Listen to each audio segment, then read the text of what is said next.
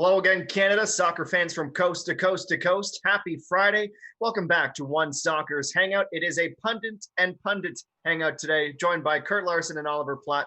My name is Adam Jenkins. One more show to go before the weekend, gentlemen. How are things going, and what are your big weekend plans? Oliver? Plans, weekend plans. I do not currently have any. I'm still working on that. But the week has been good. I think it's been overall an optimistic, positive week in terms of my mindset. A little bit of CPL news has helped, so I'm good. How's the weather look? Does it look good? It's brought my mood up in recent weeks. So we were promised the storm. It's quite cloudy and overcast in Trenton. It's not a very inspiring Friday weather scene right now. Yeah, I was told a storm was coming, but I haven't seen it yet. I'm going to walk home after this hangout, probably stop through a few breweries. So, yeah, the weekend should be good. That was going to be my next question, Kurt. What's the IPA of choice this weekend? I don't know. I guess you have to wait till the one beer expert tweets out a photo. Hey, that's getting a lot of attention, man. Everybody likes talking about what they're drinking. It's kind of bringing us all together. It's bringing us all together while we're inside and gradually moving outside to our patios. My patio has been open for 2 weeks, though, by the way. There we go. I mean, there's no soccer to talk about right now for the most part, so we might as well talk about beer. It's like the next best thing. Ollie, you mentioned that it's been a good week. Things are sort of up, and everyone's feeling a little bit better. That's because there's been quite a lot of news, and that's where we're going to start our show today with the positive news. Football beginning to restart. Rumors aplenty. We're going to start with the leading bit of news and the one that might be of most interest to CPL fans, and that is the potential for a CPL return in a province without a CPL team. Prince Edward Island, currently, according to some reports, the front runner to host a neutral site tournament with all 8 teams in attendance. So, Kurt, why is PEI, the province without a club at the moment, the front runner for this tournament? Yeah, I don't think it's the front runner. I think there's other options. I know there's other options still on the table. I was a bit surprised when I saw that story leak out of Prince Edward Island, but it's got people talking about the league. It's got people talking about what this could look like later this summer. Obviously, a place like PEI, if you just look at the case numbers and the severity of COVID-19 there and in the Maritimes, obviously it's less severe. So I think first and foremost, the CPL and Canada Soccer would look to a place like that to potentially hold something, and then you got to look to do they have the facilities? I believe the university there has a smallish stadium where they could host an event like this. But like I said, I think it's still early. I think the league is currently doing its due diligence to try and find a place that they can hold something safely. So is PEI the front runner? I don't think it's the front runner. I think it's one of a few options, but things are heating up. Yeah, the Panthers have a big turf field as like their primary field, and they have a practice field right next door, which could be of use for practice and playing facilities. And the quote that interested me the most, and this was reported in the Times Colonist, and the Ottawa Sun as well, but the Prince Edward Island's Department of Economic Growth, Tourism and Culture released a statement on it, which is what gave some attraction to it, saying the CPL is currently searching for a safe location to play its entire season, and the Halifax Wanderers thought our island would be a good fit. So, Ollie, I'll ask you this. Why does this make sense for PEI to host the tournament? Well, why doesn't it? Would be my question. Like, if you're a place like this, which is one of few in North America or in Canada, in the United States at least, that has no cases, which PEI currently is, but at the same time, you're obviously taking precautions, and so your tourism industry is going to take a big hit because of what's going on everywhere else in the world. Why wouldn't you want something like this where you have a bit more control, you have a bit more precautions taken in terms of the health and safety side of it, but you also have a few hundred people landing in your province for however long this would go on for, staying in hotels, going to restaurants and bars, using all the facilities that are out there and helping to maybe stimulate your economy a little bit. So I think it's something that could work really well. I think it's obviously the advantage that the CPL has is that there are places in Canada with very low or no case count at all. And so I'm hopeful that something like this could work out pretty well for everyone. Yeah, why wouldn't you want to do something like this though? I mean, let's say the tourism industry is going to take a hit. We know that. So if you have an opportunity to bring a controlled group into your province and know about their quarantining process and what kind of safety precautions they're doing, and it guarantees you significant investment in your industries, it seems like a win-win, doesn't it? Yeah. Yeah. Well, there's been 27 confirmed cases in PEI and 27 recoveries. So as you mentioned, Ollie, there's currently nothing going on right there. Kurt, you mentioned earlier in some of our production meetings this morning that perhaps Ontario, Quebec would make the most sense based on hotels in the cities that might be able to support these teams. But with the case numbers, it doesn't quite make sense in those provinces at the moment. But what is the biggest question you have when you think about a CPL tournament on the island? There's 3 teams in Ontario now too, so you'd think it would make the most sense to reduce travel. That's why Ontario would make the most sense under normal circumstances, but these are not normal circumstances. The biggest question I have would just be on the production side. You know, what does this venue look like? What is the lighting? Is it appropriate for our cameras?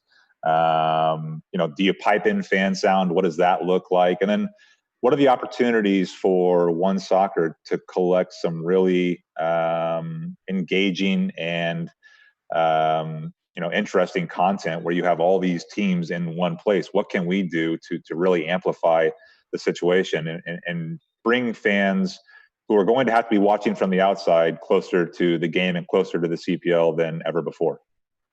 Ollie, anything to add other than the obvious health and safety? My question would be, you know, would it be possible in a place like PEI to allow locals to actually come and watch these games? You know, if everyone who's traveled to the island has quarantined, and I don't know if there would be any testing or anything like that involved, but if you think you then created a safe environment, because as we've said, there's no cases there currently, could you potentially get some fans in the stadium? I don't know if they'd want to take any risks there, but it's something that could be a possibility, it seems like, based on the, you know, the risk factor. Last question I'll ask you, Kurt, before we move on to last night's kit reveal, before we move away from PEI, is do you think that an opportunity like this for them interests Soccer Prince Edward Island, because they go, well, if we put on a good tournament, we show that there's a soccer community here, maybe the league will remember us in a few years when they think about expanding. Obviously, they're not right on the list, the top or the front of the docket right now, but does this give them a bit of goodwill for the future?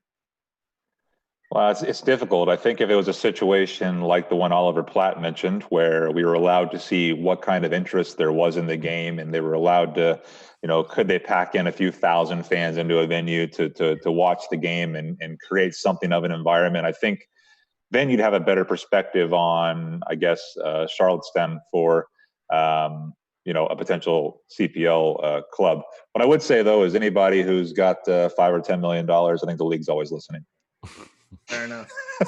Speaking of ownership with a lot of money, last night Atletico Ottawa had their home kits for the 2020 season. Gareth Wheeler did a great job hosting the event, a very well produced event, a very well attended event. Kurt, where do you put Atletico Ottawa's kits when you rank them with the other 8 or the other 7 teams in the league? First of all, I liked it more than I thought I would. I thought it would be, you know, I guess you could say cookie cutter, and that it would kind of turn me off in that way, just given the brand that the club is associated with. But I also, I like the way the blue kind of popped on the kit and the collar. I like that as well. And then obviously the fine touch, which we've come to find Macron and the league is all about, and the maple leaf on the back, I thought was nice. But still, I have them, I would say, right in the middle of the pack. I still like York 9's home kit the best. What do I have here? I have Cavalry second, and I actually moved FC Edmonton up ahead of Atletico Ottawa because I just like that plain blue look. I just like it. So I have them fourth right now.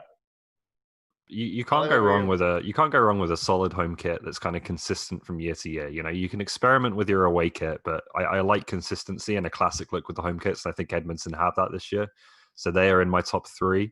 But I have Atletico Ottawa in my top 3 as well. I like that kit a lot. I think they did a really good job with that, as Kurt said, not making it too cookie cutter compared to Atletico Madrid's. But it does not quite beat my best kit in the league, which is the Cavalry home kit. You must be a red and white kind of guy. I'm noticing a theme with you. Yeah.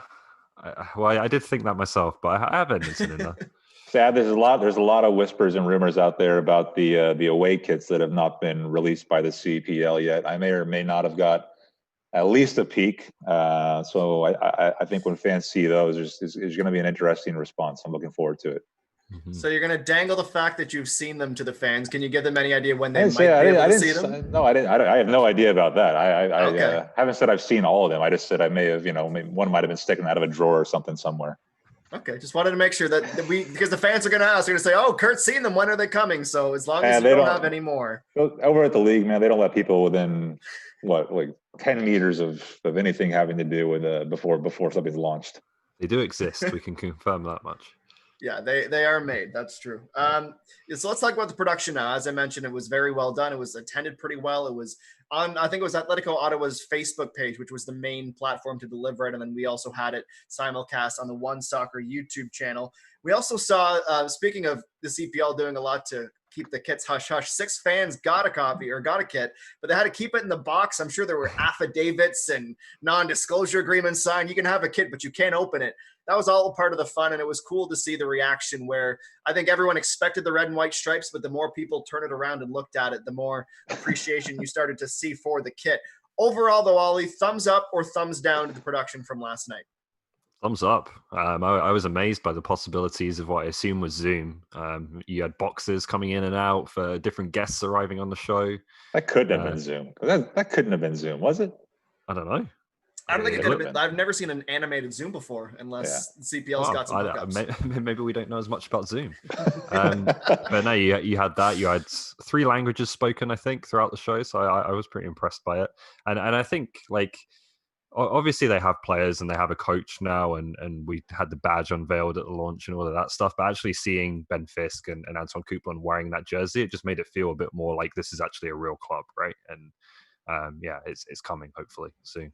There was that moment. It did get the event was amazing, but I thought it was funny when all 6 of the fans opened up their boxes at the same time, but they had to open them at different rates because I think some people had the proper tools to open them.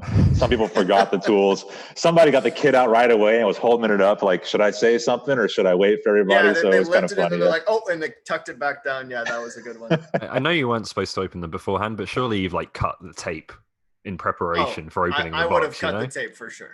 No, I would have looked at it. You guys are those guys at Christmas that try and find your presents and open them and shake them, aren't you? Just ruin all the fun. I only did that once, and then I was like, it was the biggest present that I was going to get that Christmas, so I was disappointed on Christmas morning when I got it, so I never did it again. But yeah, I was that kid. Yeah. So speaking of the fans, Kurt, this might be a hot take. Well, if you agree, it would be a hot take. With the fans showing the fan support we saw last night, both live in the event and on social media, do you say that Atletico Ottawa already has the best fan support in the CPL? No, I would say I am impressed by their fan support because I believe it was a week earlier or 2 weeks ago, they had their virtual home opener, which was sold out, well attended. I think it was 600 in total, which is amazing for, simply like a Zoom event or whatever it was. And then last night's kit launch was also well attended, approaching 1,000 people at its peak, just watching on. So that was engaging. But, and you would think the answer might be Halifax Wanderers, but it's easy to support Halifax Wanderers. You're going there, it's a party, it's fun. It's not hard to support the Halifax Wanderers. So the best fans in the league right now, because they suffer the most, is Valor. Valor has the best fans in the league because of how much they've had to suffer, and they still filled the stadium with 8,000 people. That's exactly what I was going to say. It's Valor. I think that should be an easy pick right now. I think they had the second highest attendance in the league last year. It probably would have been around the highest if you take out the opening game that Forge obviously got a bit of a head start from. And they won 4 games out of 14, but they kept turning out. So I think Valor fans can think we can be a bit critical of the club sometimes on our shows, but certainly I would say they have proved themselves to be a real loyal fan base. Great fan base. They also lost 8-0 at home. Yeah.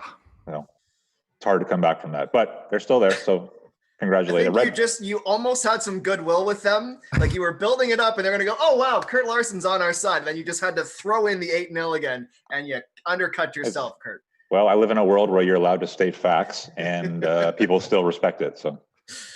All right, let's move on from Canada now for the week. We'll revisit it once again when Monday rolls around. But for now, let's go to Germany, talk about the Bundesliga. It is the only real, proper, well-produced league going on right now. And no one perhaps has benefited more from the return to action and the global football spotlight on them than Alphonso Davies, who has just stood out for Bayern and just continues to get appreciation on social media and from fellow players and everyone watching the broadcast. The commentators can't stop talking about this young Canadian star. Would you agree, Kurt, that no one has benefited more from this than Fonzie?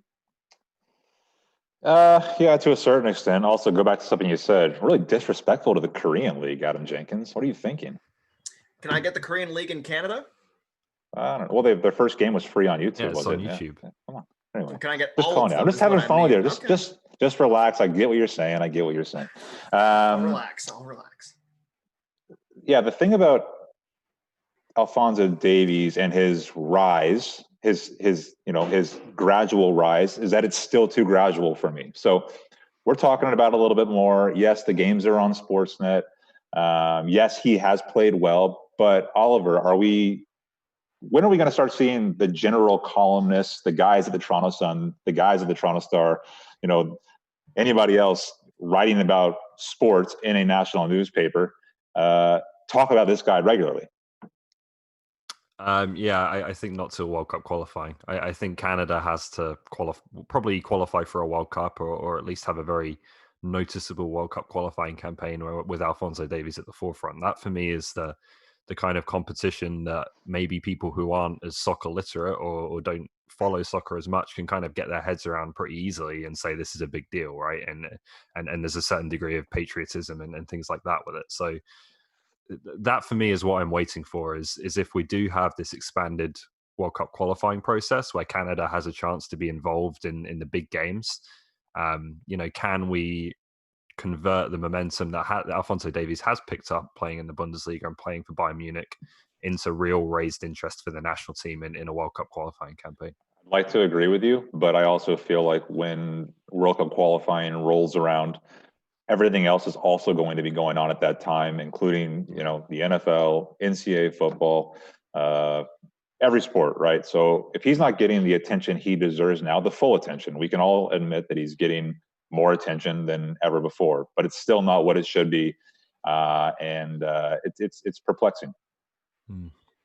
Ollie, since you sort of half answered my next question for you, I want to pivot, and I don't want to spend too much time on this, but we talk about World Cup qualifying. I would take that a step further. What would it do not only for him, but for Canada soccer as a whole, should they get to Qatar? It's obvious to say it would be massive. It would be completely life-changing or program-altering, but why? Like, what would being at Qatar do for Canada soccer? Well, it would just have the whole country watching this team, right? Which I don't think has really happened in the modern era. John Herdman's talked a lot about kind of waiting for that moment when everyone kind of clicks on to the national team and realizes how exciting this young group of players is. And I'm not talking about us and soccer fans who are always watching this team, but the wider public. You thought that the US game could be that moment, but it was in a competition. I like the Nations League, but it's not really going to resonate with most people. And then we've gone into a situation where A, they immediately lose the follow-up game, and quite convincingly, and B, we go into this pandemic and there's no games. There's no chance to really capitalize on that momentum and keep building. So you thought that might be it, but it hasn't really been. And yeah, as I say, I just think a World Cup is a concept that is really easy for everyone to understand. It's something that even non-soccer fans, even when Canada don't qualify, pay attention to. And that is the moment for me that if Canada can qualify for a World Cup, that things will really change for good. Oliver, you and I are we're not really around kids. My boy's 10 months old, so doesn't know anything about soccer right now. But I thought it was interesting what Josh Cloak said on the show earlier this week when he talked about the boys that he coaches, the 15-year-olds. Even now, still really don't talk about the Canadian players they admire. They don't talk about Davies or Osorio or these guys that we all follow regularly. They're still talking about, of course, the stars in Europe. So do I agree that if Canada was to get to Qatar, there'd be an uptick in interest? Of course. But I'm looking at that first game at the World Cup or that second game at the World Cup and Canada really competing to really, for this team to stake a claim in Canadians' minds, right? I think if you can get to a World Cup and then make a game of it and have a go of it, it's even better. Oh, for sure, yeah. But I think just getting there it would just change the narrative around this team, right? Like you have. But what if you get there? But what if you get there and you lose 6-0 to England? Well, I think it's more important to get there because when 2026 rolls around, it's a disaster if they host and get a spot and lose every game. But if they qualify on their own merit, and I don't think it's as big of a deal if they just get to the dance.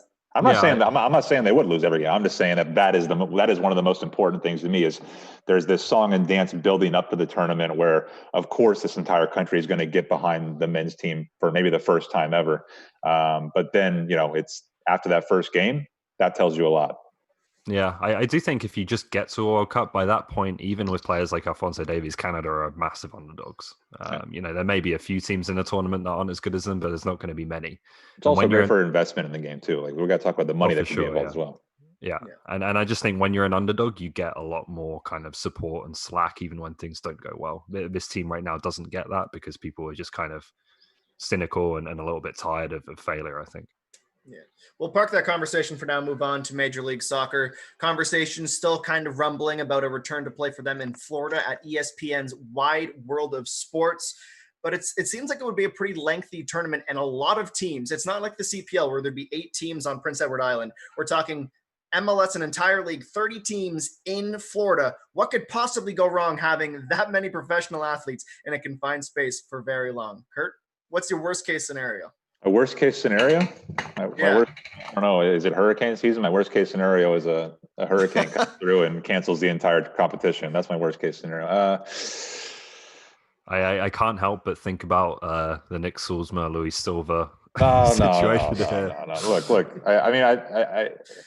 I've covered multiple preseasons before in Orlando, and these teams, they're staying at resorts, they're staying at Champions Gate, and there's, basically on a golf course, and the accommodations are gorgeous. So the worst case scenario for a player is, maybe you're playing golf a few times a week, going fishing, and you have tons of space to go and lay down underneath a palm tree. So I think players are probably just concerned with being away from their families for 2 months, 10 weeks, and I think the last report I read was that the players were trying to come to terms with the league on maybe a 5 or 6 week event instead of a 2-month event. Yeah, I think there's the potential for some pretty bad PR here if you're in a place like Florida and there are still social distancing rules or even quarantine rules for the players participating in this tournament, and they are broken.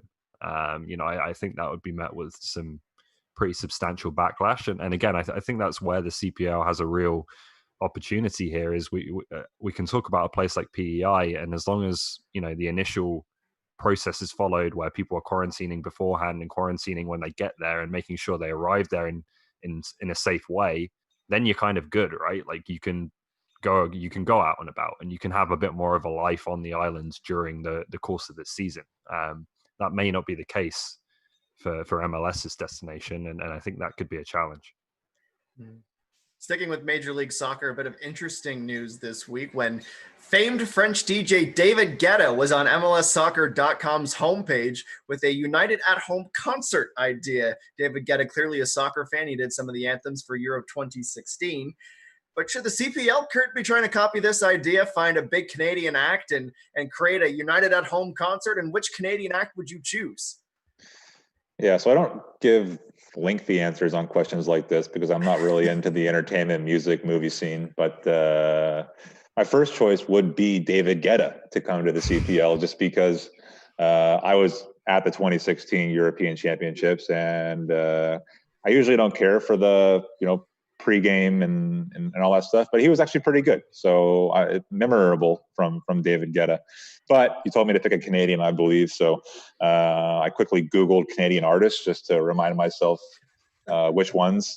Bryan Adams, I immediately crossed him off the list. Then I moved on to Justin Bieber. I think, why not? Bring attention to the league, bring in the Biebs. Let's have him involved. Ollie, who's your choice?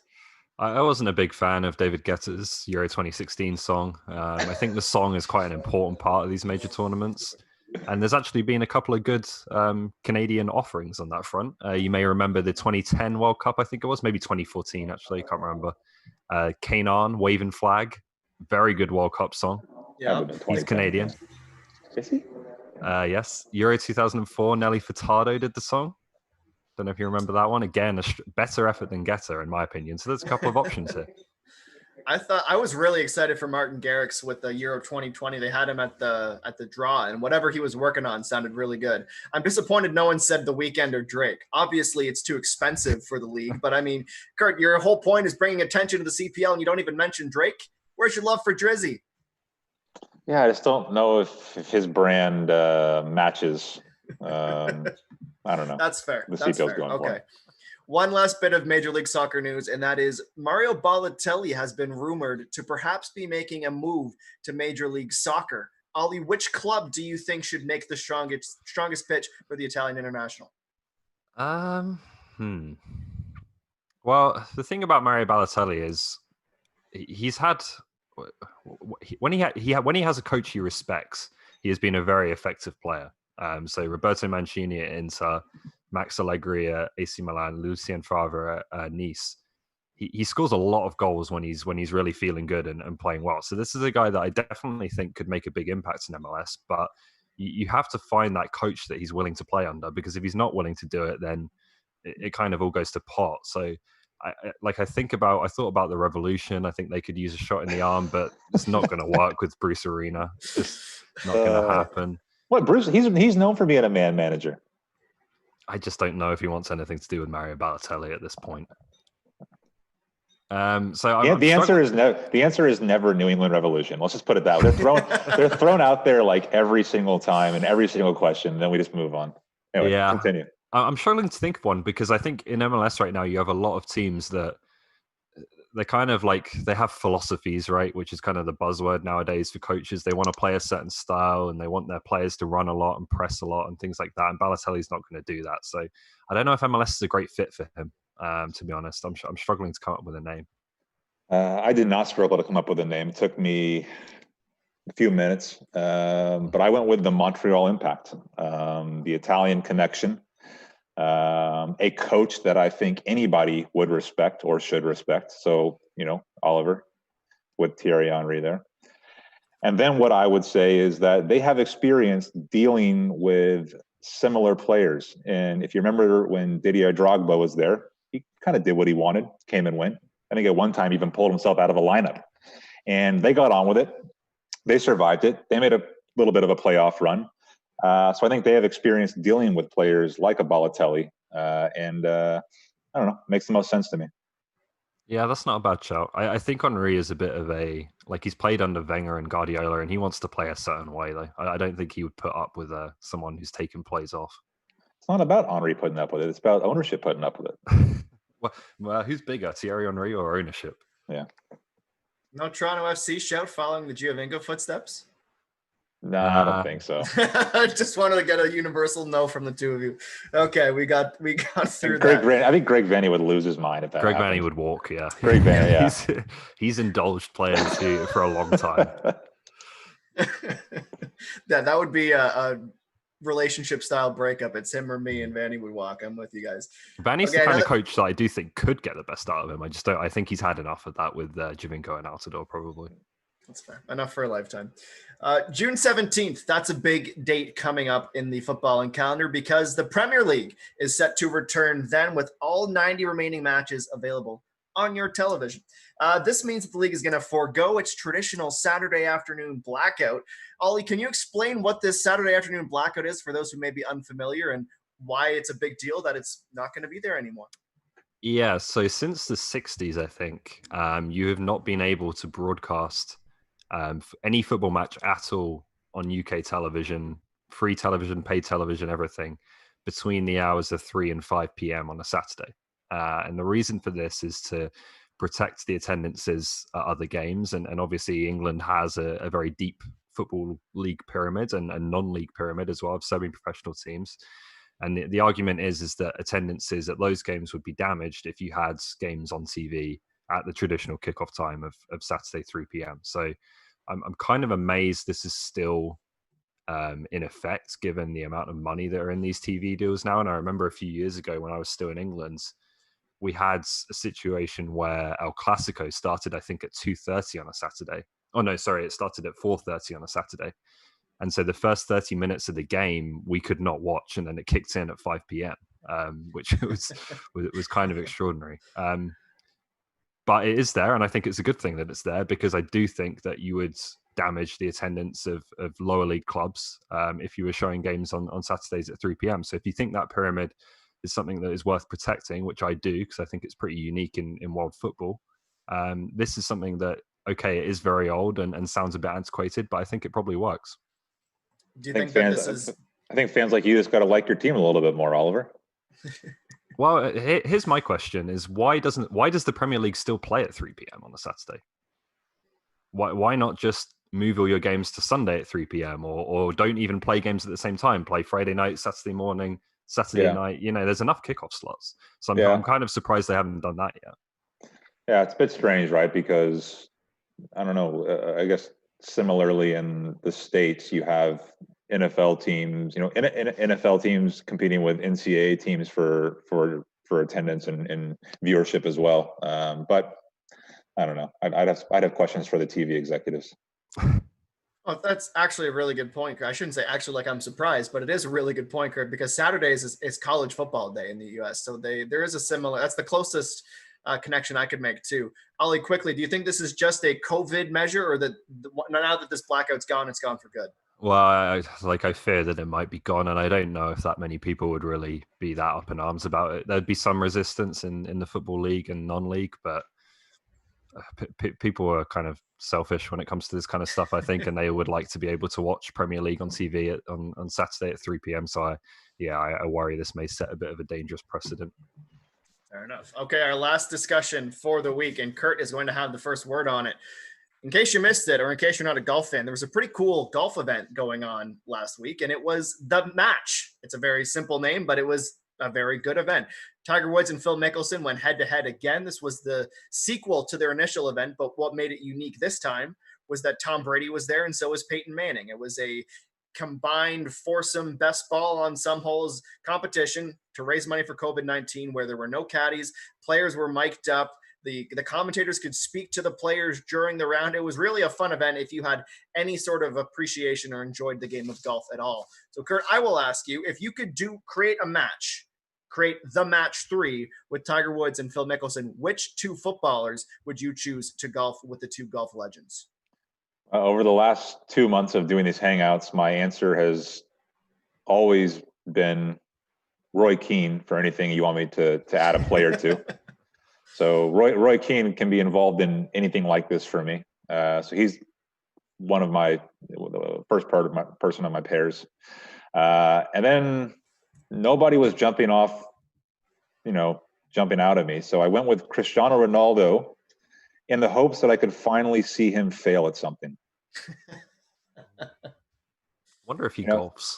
He's great. He looks great in magazines. He scores goals. He wins tournaments. He's won everything. I want to see him lose.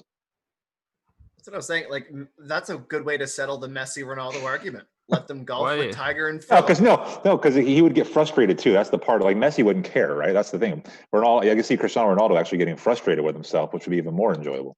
Ronaldo would split his pants like Tom Brady when he leaned over to pick the ball up out of the hole. Ronaldo and Messi is kind of a lazy answer, but at the same time, I don't know. I've never seen either of them golf. So I think it might be the answer. You got to have like a dynamic personality to do this stuff, guys. Like, you can't. Right. It's not about. Okay, fine. If we're gonna do this, we're gonna talk about how it's a lazy answer, which it is, but it's the right answer. CPL players, personalities. 2 CPL players for Tiger and Phil. Ollie, who would you choose? Personalities. I'd probably have Ledgerwood in there. Yep, I think he could be good.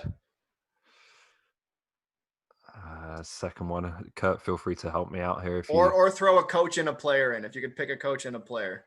This doesn't have to be the perfect answer. Yeah, I mean, Rob Gale for sure. Rob Gale for sure is coming on. I can see him going with the Stuart Payne look with the high socks and the tucked in pants and the hat. From a player though, I don't know. I'd throw maybe Kwame Awuah in there. Funny guy. Yeah, it'd be fun. Nanko and Awuah would be fun. Yeah. Nanko is on my list too. All right, gentlemen, that's our week. No questions from producer Kyle on the chat. So unless you two have anything else to say, we're gonna say goodbye. Unless there's anything else you two want to add. Well, Adam, according to our rundown here, you were supposed to ask me which sport I think could work in which other sport could be subject to his own version well, of the match. He just wants to give this answer. He just wants to give this answer. I don't know why I brought that up because I have no good answer. Well, now you have to. If you're going to do that to me like that, you're going to have to give me an answer. So the question was supposed to be, Oliver, does this format work for any other sport other than golf? Perhaps team billiards, perhaps curling. Yeah, I like those two. I want to throw darts out there as well. And I want to throw one that's a little bit of an in-joke here, but close to us at OneSoccer, which is cornhole. Because we do have our studio crew does have a cornhole set up in our studio. And I think that could be a pretty good quarantine sport. So that's a very good show. And I think miking those guys up would be funnier than you think it might be. All right, now that we've got through the entire rundown, Ollie had his last word. That's going to do it for us for the week. Kurt and Ollie, thank you both very much. Producer Kyle and Armin as well, shouts out to you for keeping these shows running every single week. Subscribe to the OneSoccer YouTube channel if you haven't already. Like this video if you liked it, and share it with a soccer friend if you think they'll enjoy it, because I think they'll enjoy it. In the meantime, stay tuned to @OneSoccer on social media for all the latest news, announcements, and fun stuff going on. Armin's got a lot cooking up. Enjoy your weekends, and we will talk to you on Monday.